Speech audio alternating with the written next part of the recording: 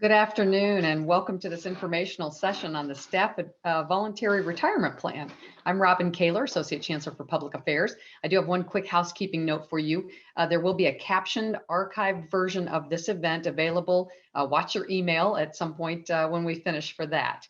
Our panelists today are Associate Chancellor and Vice Provost for Budget and Resource Planning, Paul Ellinger, Senior Associate Chancellor for Human Resources, Elin Cole.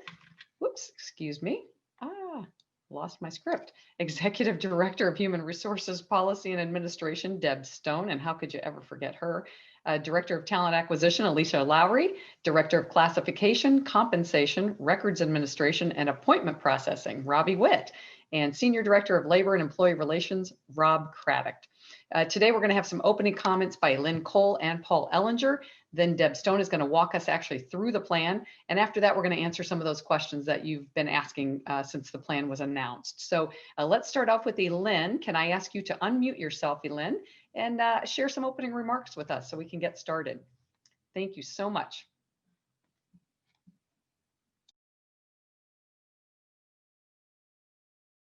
Oh, and I think you're still muted, Elin.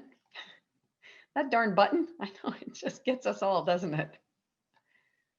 How about that? That's perfect. All right, thank you. All right, well, thank you. I would like to spend a little time just answering a question that I asked of myself, which was, what does it mean to come to a session and talk about retiring? And so I think that what we want to be able to do is to answer the question for you, what we have planned for a retirement program that has been announced, for you to have the opportunity to ask questions relative to that. I think the intent in the long run will be to give you the information and allow you to have some flexibility to ask questions as well. Is there a paper over there? Something fell. Nope, that's not it. I dropped a paper somewhere, and so I was looking for it. Elin, would you like us to have Paul go ahead and speak and we can come back to you? Yes, that would be fine, and I will find my paper. Okay, great. Paul, if you could just give us a little bit of context on what this plan is going to mean to the university and how it's going to affect our budget situation, that would be great. Thank you. Thank you, Robin, and thanks to Lynn and Deb for putting this whole plan together. As most of you know, the COVID-19 has presented some budget challenges for the campus and university. Currently, the pandemic has had a financial impact of about $200 million on our campus since the spring. And some of this has been an investment in testing processes. Some of it has been as purchase of PPE, facilities modifications, teaching resources for new modalities and other things. And some of this has simply been a loss of revenue from entities like housing and student affairs and so forth. Budget challenges are not new to this university. Many of you remember the budget impasse and budget uncertainty from a few years ago. And a few years before that, we even had the Great Recession. We have just wonderful and fantastic leaders on campus and budget officers that have helped us to navigate this in the past, and this is no exception. We are taking many actions to try to close the gaps. Some of those include postponing capital projects, postponing some of our strategic planning investments, carefully and strategic monitoring our hiring plans that the units are putting forward. We're planning for recurring and cash carry forward reductions across all campus units. And the Staff Voluntary Retirement Program is just one other fabric of our strategy. And I'm sure most of you know this saves the university, depending on whether a position is filled or part of a reorganization plan. The program has the potential to save the university millions of dollars, depending on how many people apply and are accepted. It also motivates campus and other units across campus to consider human resources, reorganization, and coordination, in addition to process changes. It's completely voluntary, but we do hope the eligible individuals will evaluate their own specific situation, and if it's a good fit, then everyone benefits. I'll turn it back to you, Robin. Great. And Elin, are you ready to go, or should we have Deb go ahead? I'm ready to go. Okay, great. Why don't you go ahead and give us our official welcome for the event? Thank you. Yes, and welcome to everyone. So I think I would start with Robin saying, opening it up for me to say to you, I am delighted to be here with you and to try to answer any questions that you might have as a result of this program being introduced. Here at our university, we are surrounded by incredibly talented and gifted staff, some who do research and some who develop innovative processes and equipment.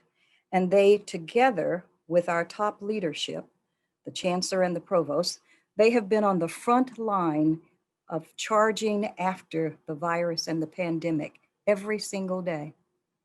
But we know, and they know also, that they are not alone, because our staff have also been right there with them to pursue all the problems that might be occurring as a result of the pandemic.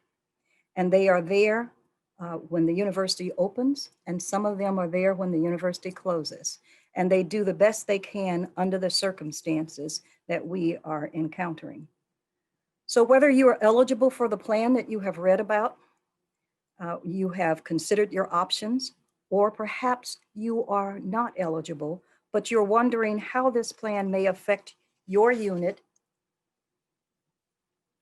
Either way, though, I really hope that this event that you're attending today will give you some valuable insight. You know, COVID-19 really has disrupted every aspect of our university operations. We've had to completely rethink how we do our work. And I know everyone is under increased stress, along with the fact that they're constantly shifting duties and responsibilities. And so I really would like to say to that, thank you for your flexibility, for being so reliable, and for being there to support your unit as you're going through it. We at Illinois Human Resources, we've tried very hard to support our university employees in every way that we can. We have increased flexibility for those who are working from home, and we have provided hazard pay in some very specific cases. And I'm happy to say that unlike any other universities around the country, there are a number of them, our university has remained a pillar for our community in that this university has not had to lay off any employees so far. And we are hopeful that we will be able to not necessarily do layoffs at all as a result of this program. The new Staff Voluntary Retirement Plan is the next piece of our strategy for mitigating the effects of COVID-19. There is no question that this pandemic has put a financial strain on the university, and we are hoping that this plan that we're sharing today will be a proactive way for us to recoup some of those lost funds. If you're eligible, I hope you will strongly consider this plan. It is meant to provide an incentive for you to retire if you yourself deem it is in the best interest for you and your family. It should not be something that's taken lightly. So I encourage you to look at all of your options. And I think I'll stop there. So, Okay, thank you, Elin. Appreciate that context. And Deb, now can you take us through and share your screen and take us through and just give us an overview of the plan itself, and then we can get into some questions as soon as you do that. Sure. Thank you. Thank you, Robin and Paul and Elin, for kicking us off. Next screen, please. Let's start with the question that I think many people ask is, why would the university undertake and decide to offer a staff voluntary retirement plan at this time? Paul spoke about the financial challenges that the pandemic has added to the university. And so one of the objectives is that we would like to reduce our salary obligations specifically those from non-grant funds. We really believe that this will provide a tool that the units can use in addressing their own budget concerns, as all of us in units have specific budget realities that we're going to have to face. This offering a plan like this provides an opportunity to really look at organizational and job design and redesign. We've learned a lot over the last few months about how to do work differently. We've been forced to do work differently very quickly. And so we believe this program will allow units to step back in and make some further and perhaps more ongoing changes about how they accomplish their work. Absolutely, one of our prime objectives is to reduce the number of involuntary position eliminations. Elin mentioned that many other universities have laid off staff, and we are definitely of a mind that we want to reduce that as much as possible. If we could manage to not have involuntary position eliminations, that would be a great thing.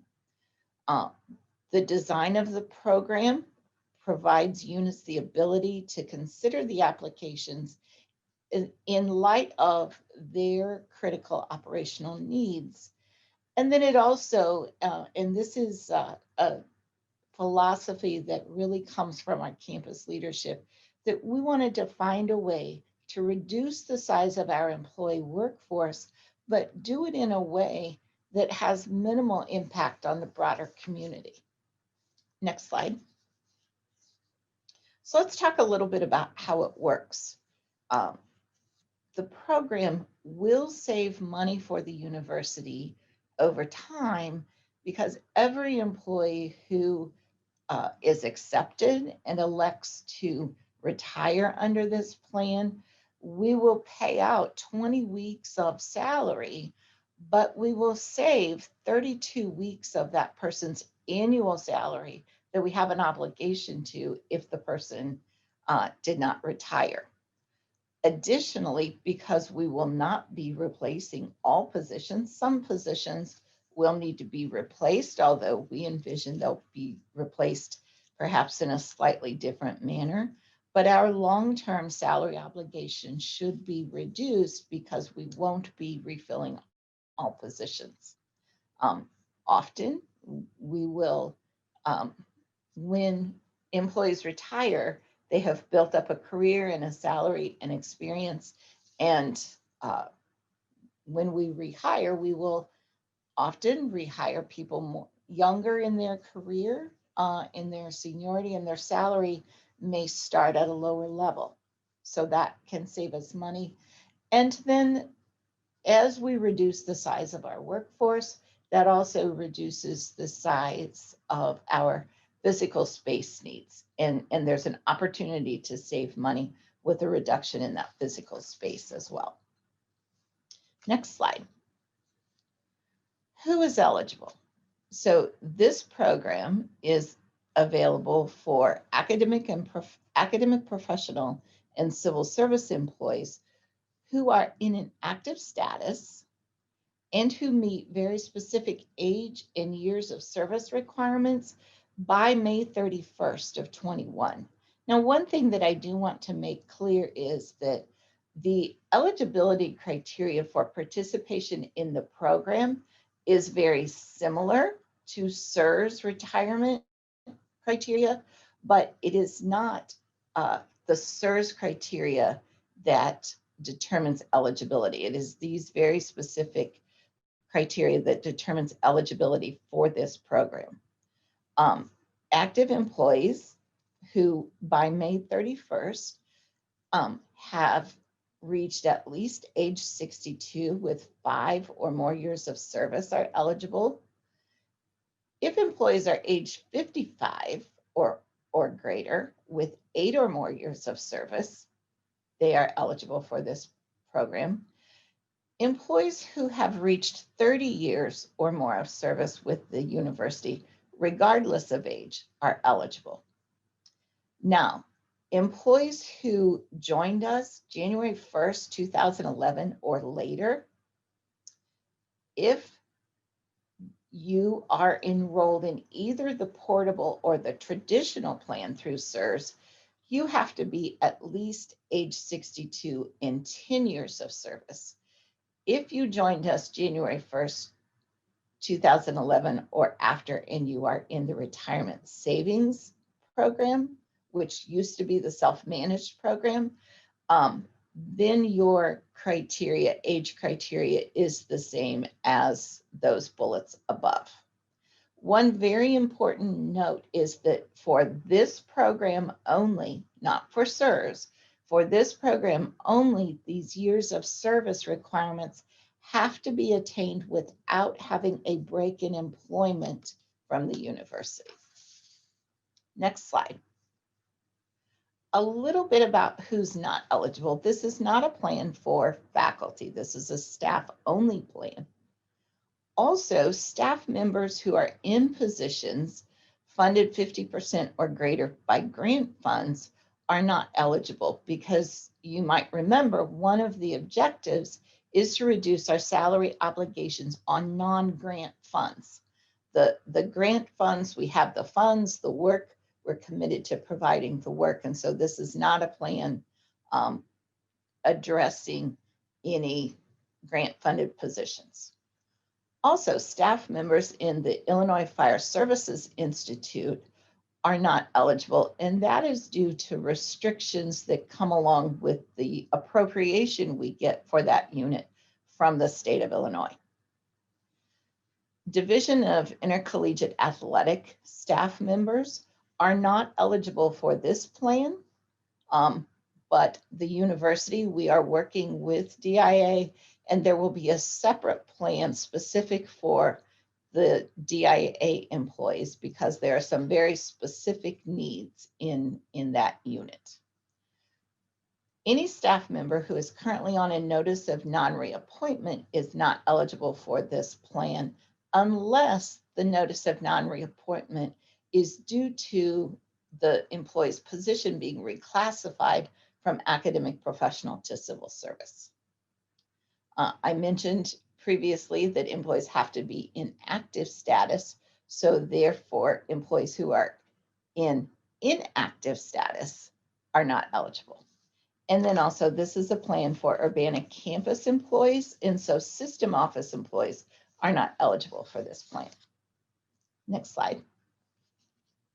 So you might be wondering, I think I'm eligible, but how will I know? Illinois Human Resources has reached out and has sent a specific and personal email to every employee who is eligible. And so if you are eligible for this plan, you should have already received an email in your university email account that has more details about the plan, including how you how you apply for the plan.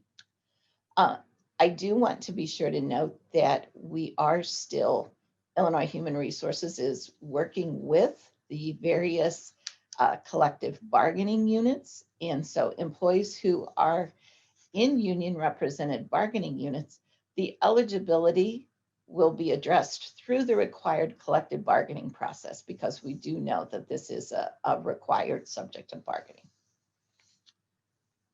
Next slide. So what's the process? The first thing is you have to apply to the plan. And so this is also a plan in which employees apply, say that they are interested. Units then will be reviewing the applications and making a decision about which applications they believe they can accommodate based on their operational need.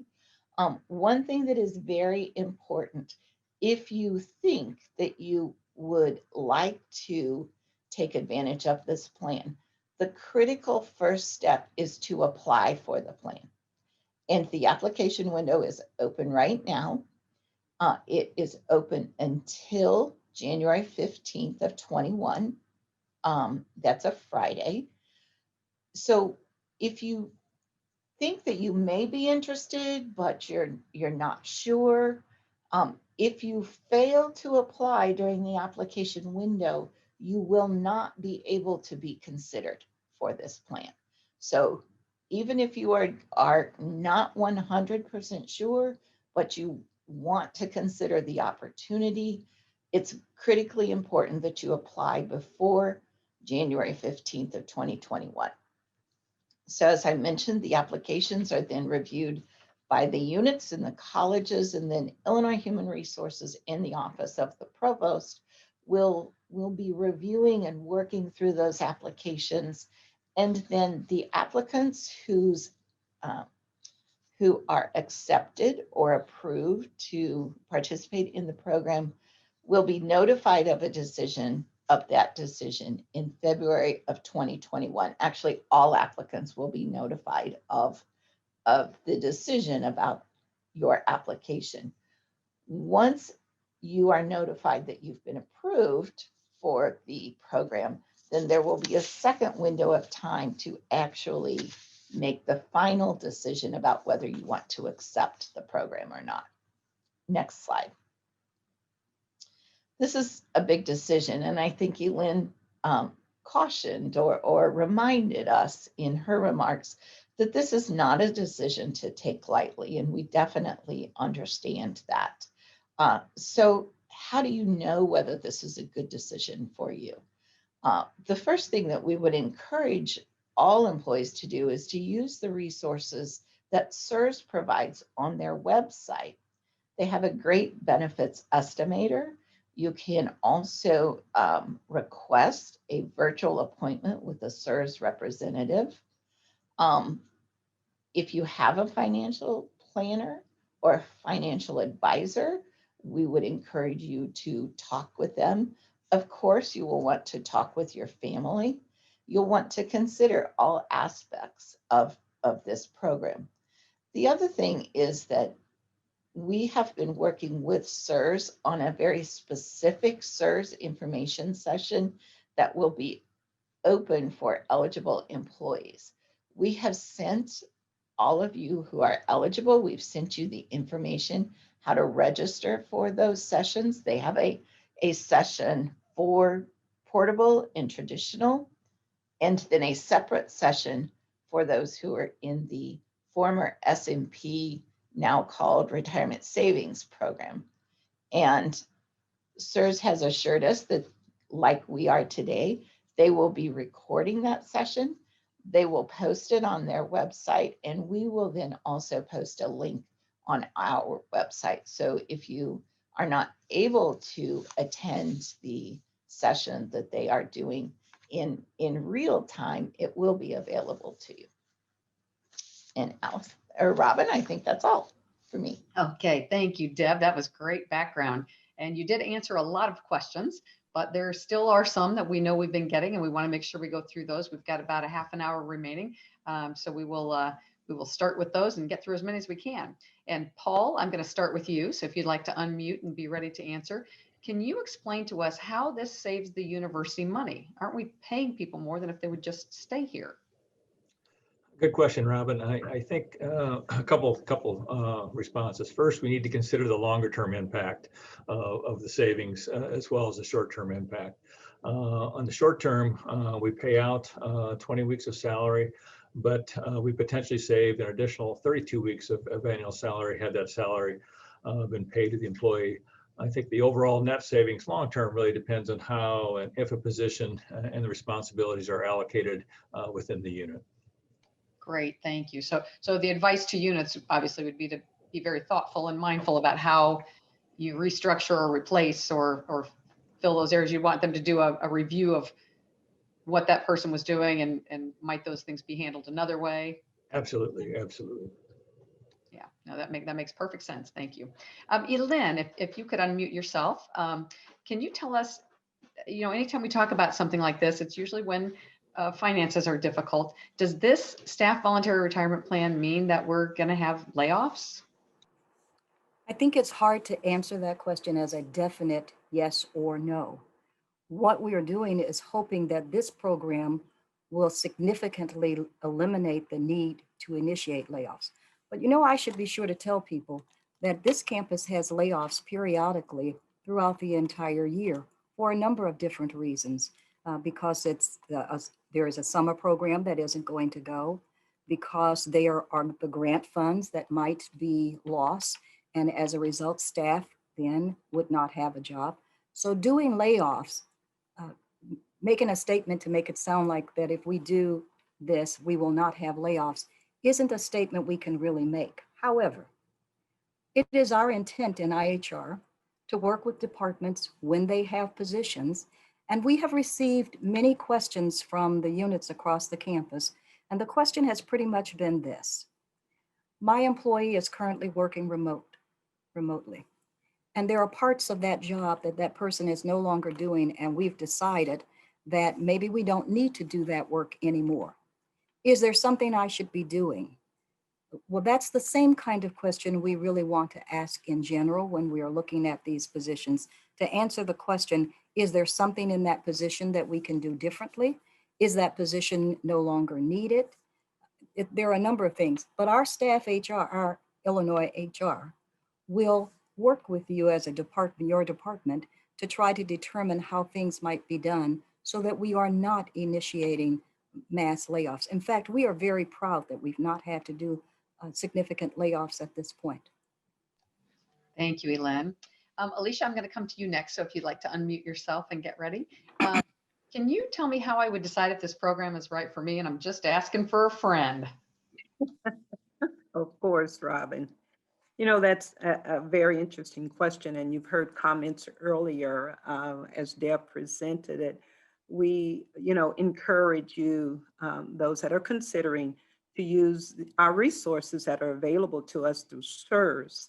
And of course, Illinois Human Resources has also organized informational sessions with SERS. We've sent invitations to those of you that are eligible. SERS is also recording those sessions that they're going to present, and they'll be archived with and be available to our Illinois Human Resources through, I should say, our Illinois Human Resources website. Thank you. Thanks, Alicia. And Rob, I know obviously we have many employees who are affiliated with unions and represented by unions. Can you tell us a little bit about how you're interacting with them to make sure this works well for everyone? Certainly, Robin. Programs such as this require agreement from the unions that represent employees and their exclusive representation. So we are in the process of discussing the terms of this program with each and every union that has employees who would be deemed eligible. And we're hopeful that we can get concurrence, and those employees and their unions will sign on to this plan. Great. Thank you, Rob. And Elaine, I'm going to come back to you. The last time the university had a separation program for people who weren't eligible to retire. This time it's just a retirement program. Why don't we have that separation option as well this time? I think it's a really good question, and people who were here would certainly be raising that question. Why didn't we do both? I think that there were different aspects of budget issues that were addressing that time versus this time. However, the campus leadership, when we were talking about this program, it was definitely a portion of the conversations that we had. Should we do only the one or the other? But our campus leadership, particularly Chancellor Jones and the provost, they wanted to be able to address our budget issues in some ways where there would be minimal negative impact to our employees and our communities. The emphasis is also on communities and our employees too, though. Because if you are not retiring and you are resigning, it is likely that you are leaving a source of income. And in this environment, perhaps it will be extremely difficult to go to another source of income. That then has an impact on not only you individually, but also the community at large.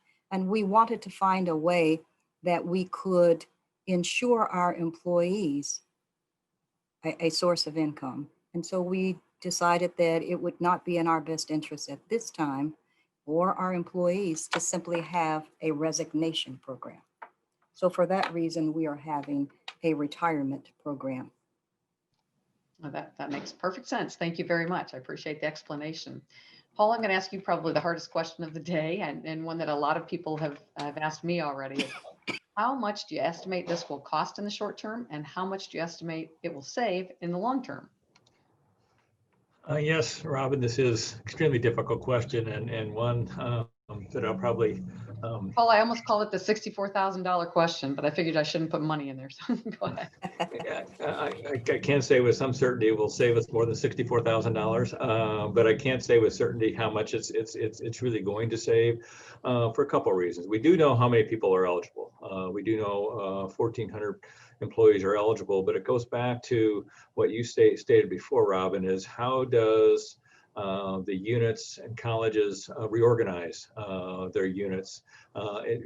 This isn't sort of we can't stop and do everything and then restart again. We're very fluid as a campus. We're hiring and people are retiring all the time, and we're changing responsibilities and reallocating responsibilities as we go. So it's difficult to assess really how much of this is going to be. We do know, again, how many people are eligible, which is 1,400. We don't anticipate, the full 1,400 retiring.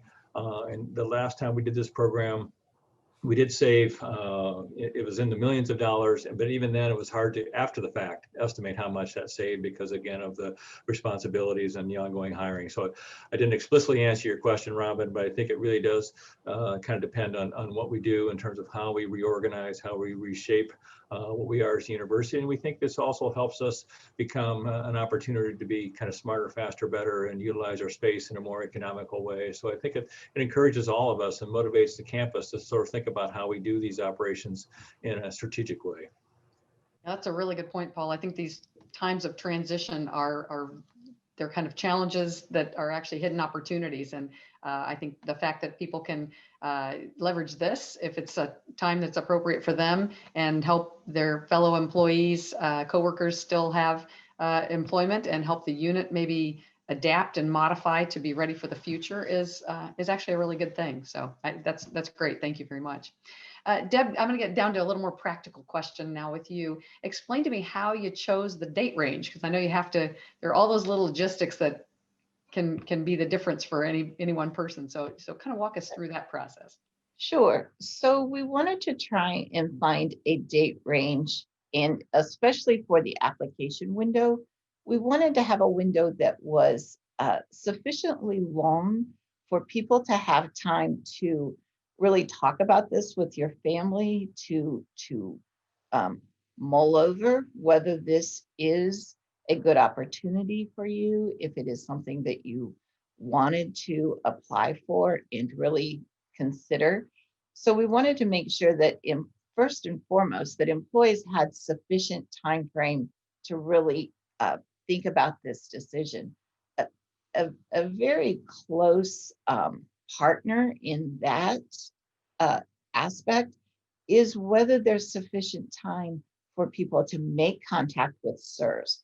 And SERS has been a great partner with us in scheduling these sessions that I talked about, in where they're going to go over the very general information that is applicable to everyone, to make sure that people have the most information available to you to really think about this decision.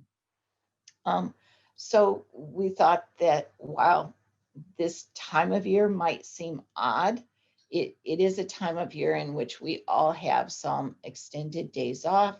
We, even if we're not seeing our family because we're trying to be safe in this COVID world, but have time to talk with our families. And then we also needed to make sure that we gave units time once the application window closes to assess which applications they believe they can accommodate. And then once those decisions are made, we still need some transition time, because employees who are retiring, you've been here a good while. And there's a tremendous amount of institutional knowledge that even if we're going to accomplish our work differently, we still need to make sure that we're transitioning as much of that institutional knowledge as possible. And so that's why the exit date is chosen at the end of June. And that also then allows us to really position our finances and know how they're starting in fiscal year 22. Great, thank you, Deb. Paul, I'm going to come back to you for just a minute. I noticed in Deb's presentation, she said that those who work for the Division of Intercollegiate Athletics are not eligible for this. Can you explain why that is? Sure, Robin. The primary reason is the state of Illinois has different regulations as they deal with these kind of issues for athletics than they do for the other part of campus. And so that's the primary reason. And the other reason, and it's no secret that COVID's had a big impact on athletics and DIA's income and revenue pieces. Josh has a brilliant financial mind, and he has a fabulous budget team. And so they've thought about this really carefully and putting together a plan that would be done in parallel to our program. So that hasn't been hasn't happened yet, or will it be in time frame parallel as well? The details, I think Deb would know more of the details there, but I think that's still going through a development stage here. But Deb, if you wouldn't mind quickly, just for any athletic department employees who are listening, do we know, is their time frame going to be the same or similar? It won't be the same because we are, as Paul mentioned, it is still in development. And so we're not ready to announce it yet. So the timeline won't be exactly the same, although we are looking to keep it as similar as possible. Probably where the biggest difference will be the actual application window difference. Okay, great. I just want to make sure our friends at DIA didn't feel left out and knew that you're working on something for them. Thank you very much. Elaine, can you explain to me if I applied for this, could my application be turned down, or is it an automatic thing? How does it work? Oh, and I think you're still muted.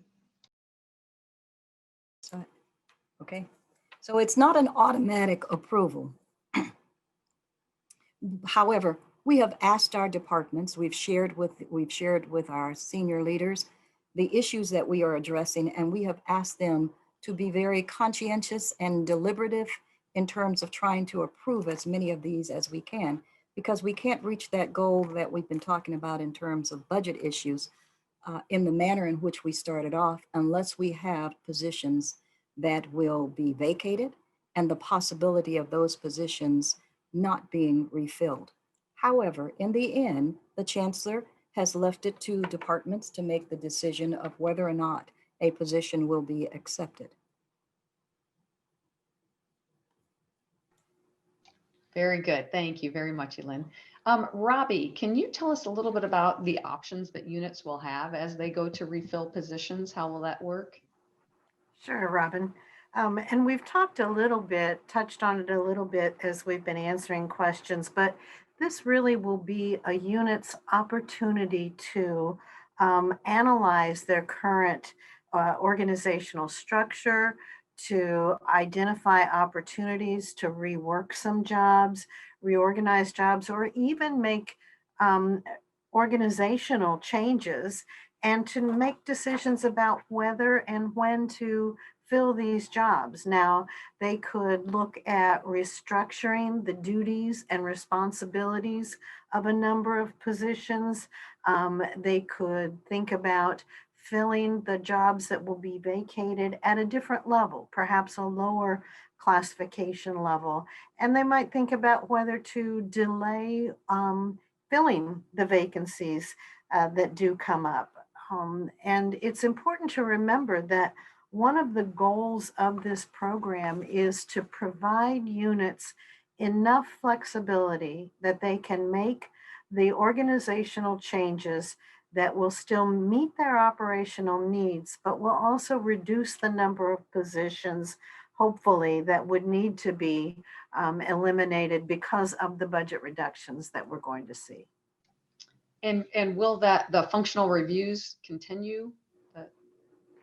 we are going to, for a period of time, suspend doing the functional reviews. Now, we have already completed functional reviews in the areas of HR and business and finance, and we've had a number of positions that we have determined should be reclassified to civil service positions in 2021. Those reclassifications will happen, but we will not be doing any more of the functional review activity because we need to make sure that our staff, our classification staff in Illinois HR is available to help units as they pursue all the options and things that they might need to do as a result of this plan. Okay, thank you very much. Mhm. Alicia, for people who are accepted, can they choose their retirement date, or does everybody go June 30th? How does all that work? Well, I know that is a very good question, and they can certainly propose a date, but the department will have the final approval, but it can be no later, as we've said earlier, than June 30th. And the departments, when they approve the proposed retirement date, that will be hopefully a decision that the employee and the department can agree upon. Okay, that makes sense. Thank you very much. And Deb, then one thing we've heard kind of in the rumor mill is that somehow participating in this program could impact those who are going to be annuitants and could impact their annuity. If I participate in this program, how does this impact my annuity? Robin, that is a really great question. So this program and participating in it and the payout actually will not have any impact to your annuity. So it will not increase your annuity. It will not decrease your annuity. The payout that is part of this program is not considered wages. So CSRS contributions will not be withheld from it.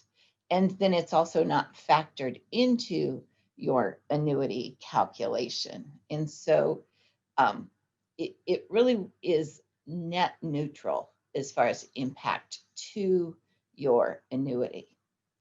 Okay, great. Thank you. And for those who retire with fewer than 20 years of service, does insurance covered by the state get covered through CSRS? How does that work? I know that 20 years is a demarcation point for a lot of people. That's important. Sure.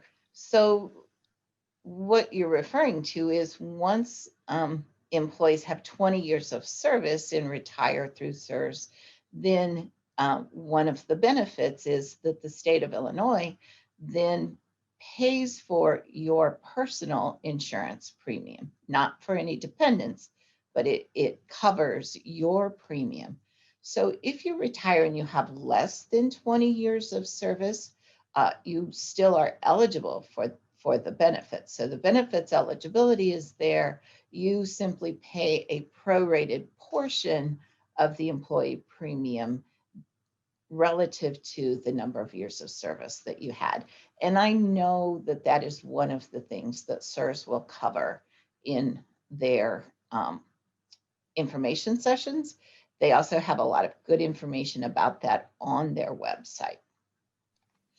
Great. Thank you, Deb. And that actually was the last question we had. So I think we're going to wrap up early today. I would just like to say, I know from the Chancellor and Provost, they want to thank every employee at the university for all you have done to help us get through COVID, to keep our students and faculty and staff safe and healthy throughout this period, to make sure we continue delivering on our threefold mission, and to make sure that we were helping solve the COVID challenge. And big shout outs to our faculty who have been part of the SHIELD team and the other groups that have been doing direct engagement in helping solve this crisis. So thanks to everybody, and I hope everybody has a wonderful holiday. I do want to make sure we thank all of our guests: Paul Ellinger, Elin Cole, Deb Stone, Alicia Lowry, Robbie Witt, and Rob Craddock, and a very special thanks to Martin Lamping of Technology Services for keeping us on the air, for Allison Vance, Katie Watson, and August Chess of Public Affairs, James Gallagher of Illinois Human Resources,